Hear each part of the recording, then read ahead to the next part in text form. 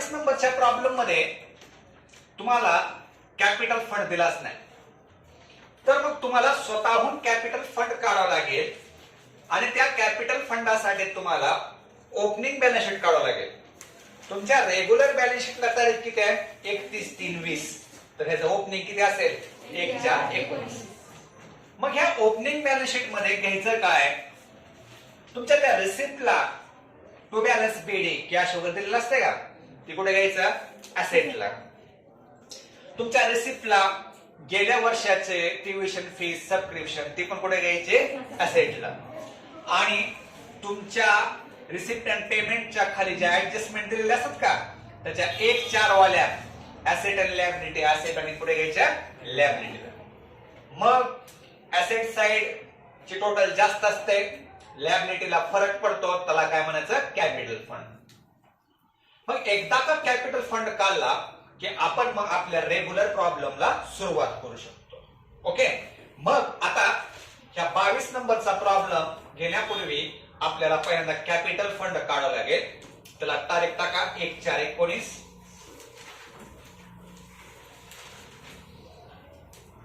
कसा काढायचा बघा.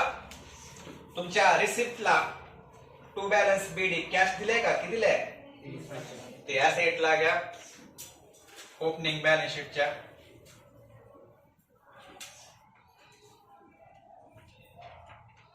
घेतले. परत रिसिप्टला ट्युशन फीस 18/19 दिले बघा. किती दिले? 7,000. ती पण घ्यायचं आउटस्टँडिंग ट्युशन फीस म्हणून. 7,000.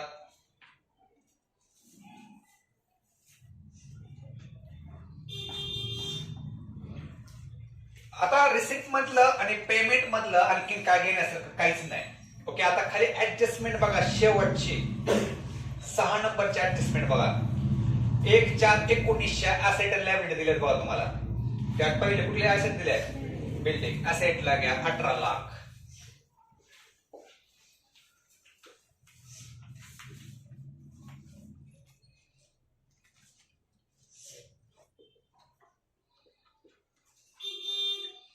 फर्निचर 7 लाख.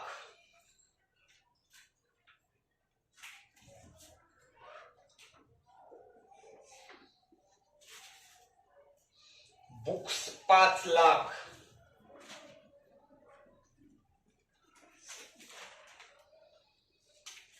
नऊ 9% बँक डिपॉझिट ही देखील असेटला.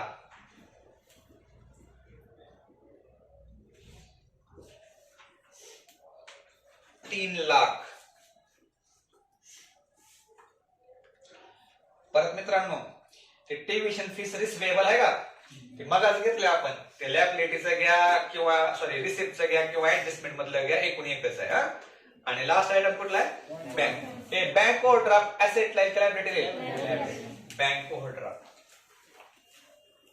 किती? 28,500. घेतला का? आता काय करायचं? तुमची ऍसेटची टोटल जास्त असते बघा. टाका दोन्हीकडे. किती किती येते बघा? 33,30,500.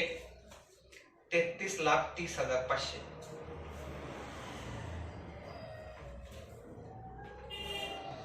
लायबिलिटीला फरक पडतो, त्याला म्हणा कॅपिटल फंड. त्या 33,30,500 मधून ते 28,500 वजा करा. किती येते बघा? 33,02,000. हे तुमचा काय आला? Capital fund. समजलं का कॅपिटल फंड कसा काढला ते? ओके.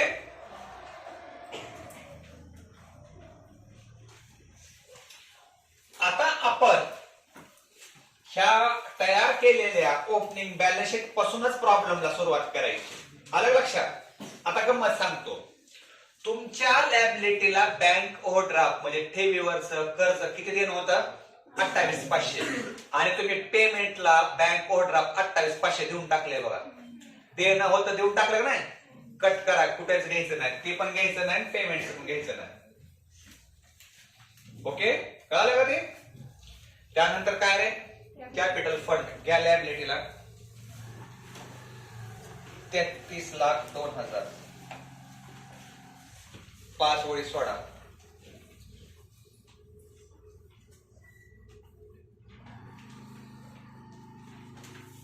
लायबिलिटी साईड संपले का? आता काय परत कॅश, हे ओपनिंगची कॅश घेत असतो का आपण? नाही. त्यानंतर ट्युशन फीस बघा, 7,000 येणं होते, रिसिप्टला 7,000 आले, त्यामुळे ते पण घ्यायची नाही. परत काय, बिल्डिंग असेटला घ्या 18 लाख.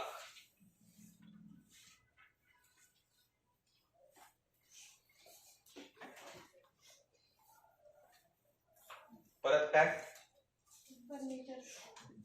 ऍसेटला घ्या 7 लाख आणि 3 ओळी सोडा.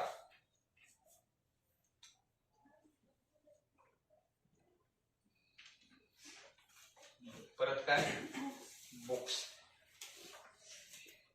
ऍसेटला घ्या किती, 5 लाख,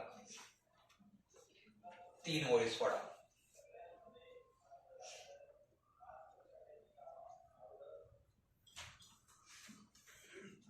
आणि सगळ्यात महत्वाचा आयटम कुठला, 9% बँक डिपॉझिट. किती आहे, 3 लाख इनरला घ्या. आणि इकडे बघा मित्रांनो, टक्केवारी दिसली की तुम्हाला एक गोष्ट लक्षात येईल असेल की ती हिडन ऍडजस्टमेंट असते आपली. मग मला सांगा, 3 लाखावर 9% वर्षाचे व्याज किती येते? 27,000. किती येते? 27. पण त्या 27,000पैकी तुमच्या त्या रिसिप्टला इंटरेस्ट ऑन बँक डिपॉझिट 25,500 आले बघा. दिसले का? आपल्याला घ्यायचे थोड्या वेळानं. इकडे बघा, 3 लाखावर 9% वर्षाचे व्याज किती येणार आहे? 27,000. पण त्या 27,000 मधलं 25,500 ऑलरेडी आले, म्हणजे आणखीन किती येणार? काल झालं बघा 3,000. ओके, म्हणजे आणखीन 1,500 येणं आहे. त्यामुळं त्या 9% बँक डिपॉझिट मध्ये आणि आपण घेणाऱ्या इन्कमच्या बँक डिपॉझिट मध्ये पण काय करायचं आपल्याला? ऍड. पण ही ऍडजस्टमेंट सोडण्यापूर्वी तुम्ही इन्कमला घ्या पहिल्यांदा interest on bank deposit.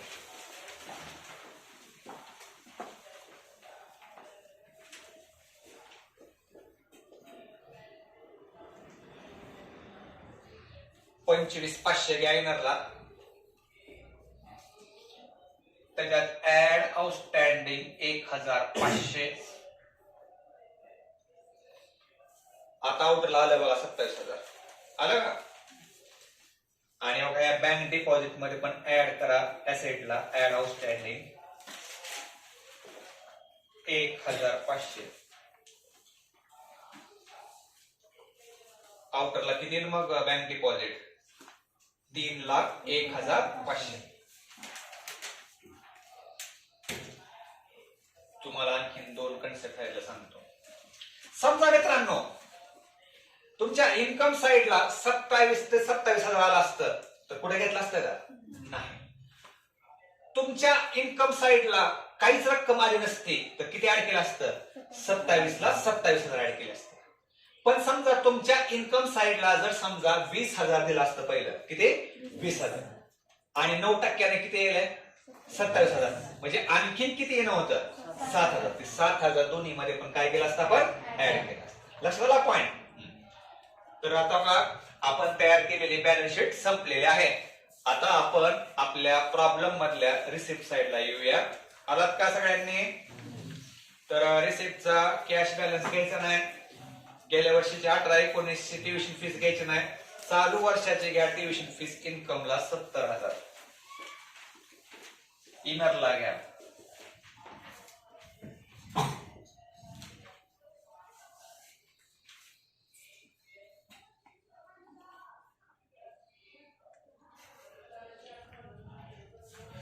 Fine collected देखील इन्कमला घ्या. दंड मिळाला किती मिळाला? 4,000.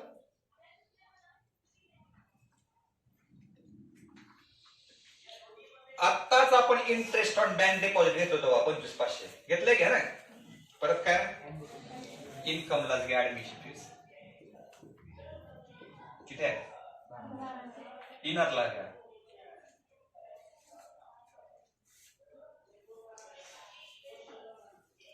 आता मित्रांनो महत्वाचा पॉइंट आहे. फक्त डोनेशन असलं असतं तर कुठे घेतलं असतं इन्कम. पण डोनेशनच्या पुढे जर building fund price fund liability fund कुठलाही फंड असेल ना तर तो आपण कुठे घ्यायचा लॅबिलिटीला घ्या. डोनेशन फॉर प्राइस फंड किती रे 90,000.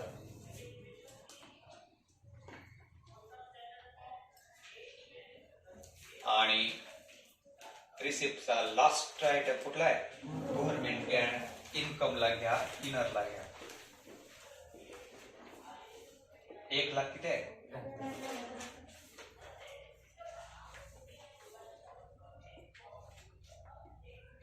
इनरला घ्या. बघा पहिल्यांदा आपण तयार केलेली ओपनिंग बॅलन्स शीटची लायबिलिटीची बाजू घेतली. परत ऍसेट परत रिसिप्ट. आता कुठली साईड घ्यायची पेमेंट. पेमेंटचा पहिलाच आयटम बघा मित्रांनो मगाच ते बँक ओव्हरड्राफ्ट कट केली आपण. लॅबिलिटीला देणं होतं पेमेंटला देऊन टाकलं घ्यायचं नाही. परत काय सॅलरी टू टीचर एक्सपेंडिचरला घ्या इनरला.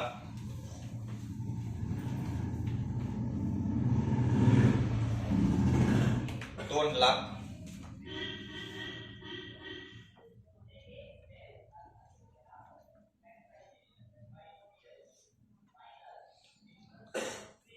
ऑफिस स्टाफची सॅलरी देखील एक्सपेंडिचरला घ्या किती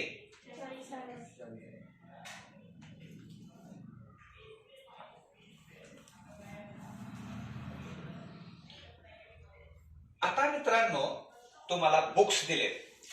तुमच्या ऍसेटला पहिले बुक्स आहेत का त्या पहिल्या बुक्स मध्ये हे बुक्स ऍड करा. ऍड परचेस किती आहेत ऍड करून इनरलाच घ्या किती 5,60,000. त्या 60,000ला तारीख दिली आहे. ती तारीख आपल्याला डेप्रिशिएशन काढताना विचारात घ्यायची.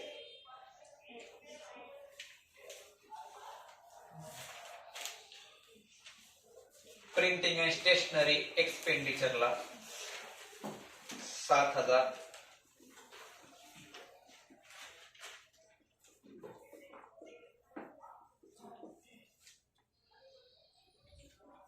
ऑफिस रेट एक्सपेंडिचरला 6,000.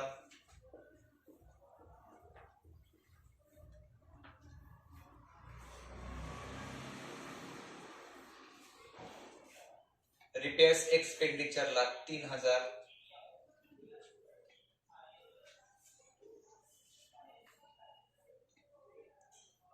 स्पोर्ट एक्सपेन्सेस एक्सपेंडिचरला किती आहेत 1,500. गॅदरिंग एक्सपेन्सेस एक्सपेंडिचरला 12,000.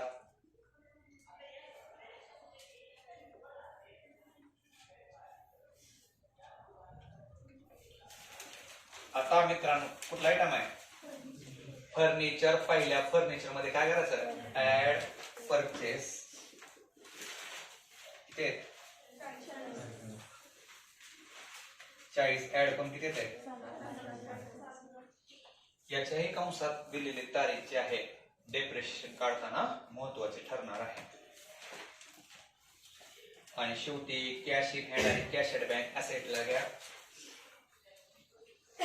कॅश इन हँड किती आहे रे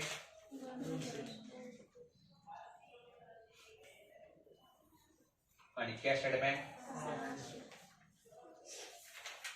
6,800.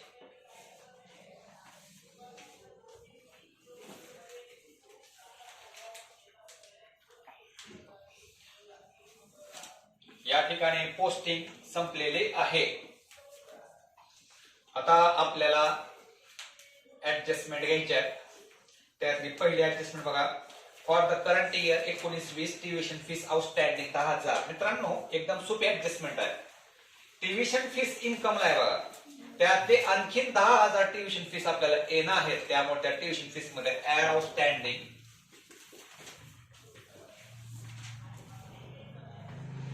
70,000 मध्ये 10,000 ऍड केल्यानंतर आउटरला किती 80. याचा दुसरा इफेक्ट असेटला outstanding tuition fees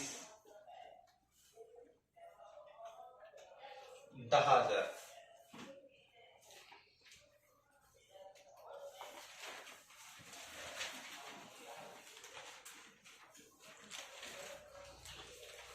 second adjustment admission fees 12,000 आहे, त्यातले 50% कॅपिटलाइज म्हटलंय.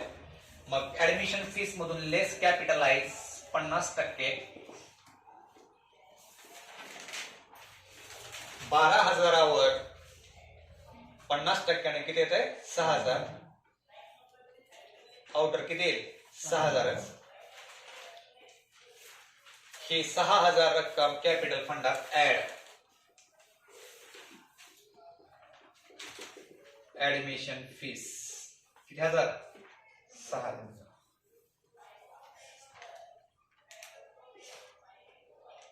6,000 ऍड करून किती येते 33,08,300.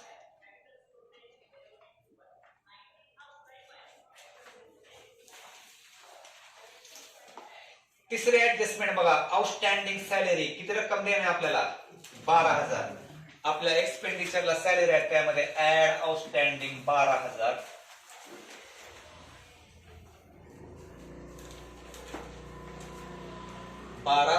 ऍड करून आउटरला किती येते 2,12,000.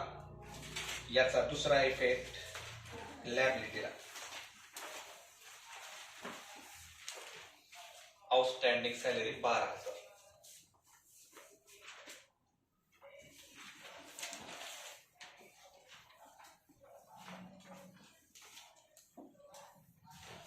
आता सगळ्यात महत्वाची ऍडजस्टमेंट आहे बघा, आपल्याला बुक्सवर आणि फर्निचरवर डेप्रिशिएशन काढायचंय. पण इथं अडचण काय आहे, नंतर जे खरेदी केलेले बुक्स किंवा फर्निचर आहेत त्याला तारखा दिलेल्या आहेत. लक्षात ह्याच्या अगोदर आपण काढले होते बघा डेप्रिशिएशन, हा. मग खाली घ्या वर्किंग नोट, घ्या डेप्रिशिएशन ऑन बुक्स आणि इकडे डेप्रिशिएशन ऑन फर्निचर असं काढून घेऊया.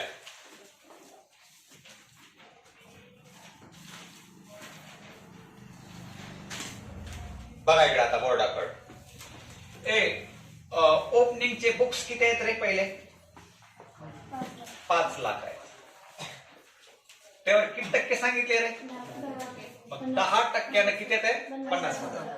ओके, ओपनिंग वर पूर्ण वर्ष झालं 50,000. हा, त्यानंतर कितीचे खरेदी केलेत आपण 60. पण केव्हा खरेदी केलेत 1/1 ला ना. मग 1/1 म्हटल्यानंतर किती महिने भरतात 1/7 का.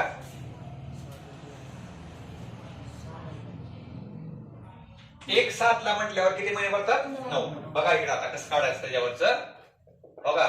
60,000वर 10% वर्षात येते 6,000. 6 महिन्याचं 3,000 आणि 3 महिन्याचं 1,500. म्हणजे असं एकूण किती आलं 4,500. म्हणजे एकूण बुक्सवर आता डेप्रिशिएशन किती आलं 54,500. आलं का. परत एकदा सांगतो, 5 लाख बुक्सवर 10% पूर्ण वर्षाचं किती आलं 50,000 आणि 60,000वर 10% 9 महिन्याचं किती आलं 4,500. असं एकूण डेप्रिशिएशन किती आलं मग 54,500.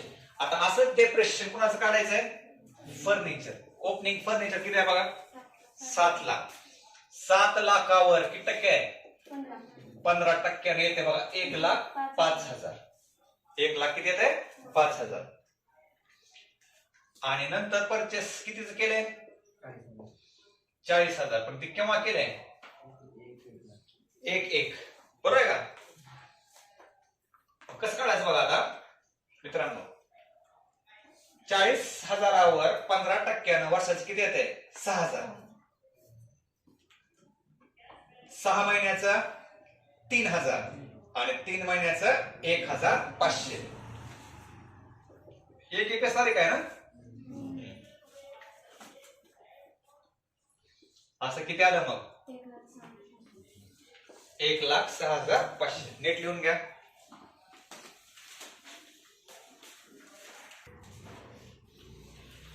मग हे आलेलं डेप्रिशिएशन आपल्या त्या फर्निचर मधून आणि बुक्स मधून काय करायचं? लेस डीईपी. फर्निचरचं किती बघा डेप्रिशिएशन? 1,06,500. फर्निचर आउटर किती आहे बघा? 6,34,500. आणि बुक्स मधून लेस डेप्रिशिएशन किती करणार? 54,500. बुक्स मधून 54,500 वजा केलं किती येते बघा? 5,05,500. ह्या डेप्रिशिएशनचा दुसरा इफेक्ट एक्सपेंडिचरला.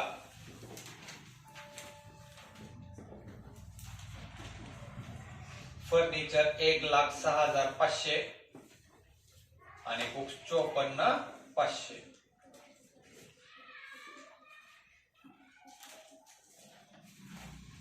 एक 1,61,000 येते का?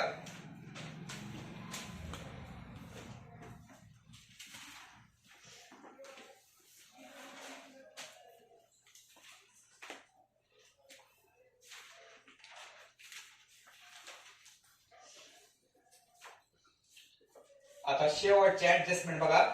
50% government Grant should be capitalise. आपले गव्हर्नमेंट ग्रँट किती आहे? 1,73,000. त्याच्यावर 50% किती येते? लेस कॅपिटलाइज 50%, 86,500. आउटरला 86,500 आणि कॅपिटल फंडात काय करायचं? Add government grant 86,500. Capital fund येणारला किती येते बघा? 33,94,500.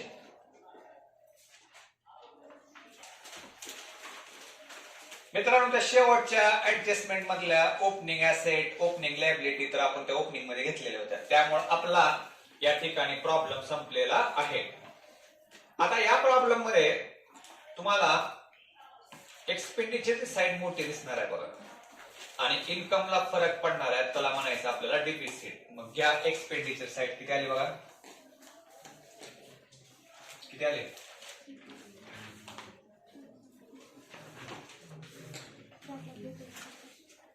4,42,500.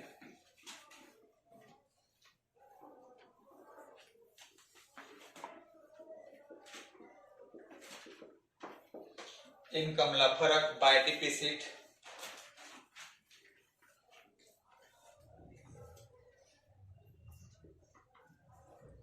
2,39,000.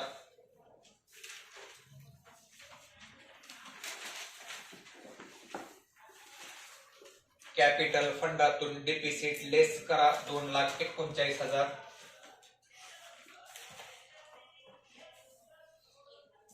कॅपिटल फंड आउटरला किती येते बघा? 31,55,500.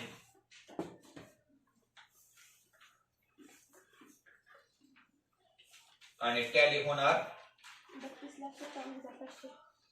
32,57,500.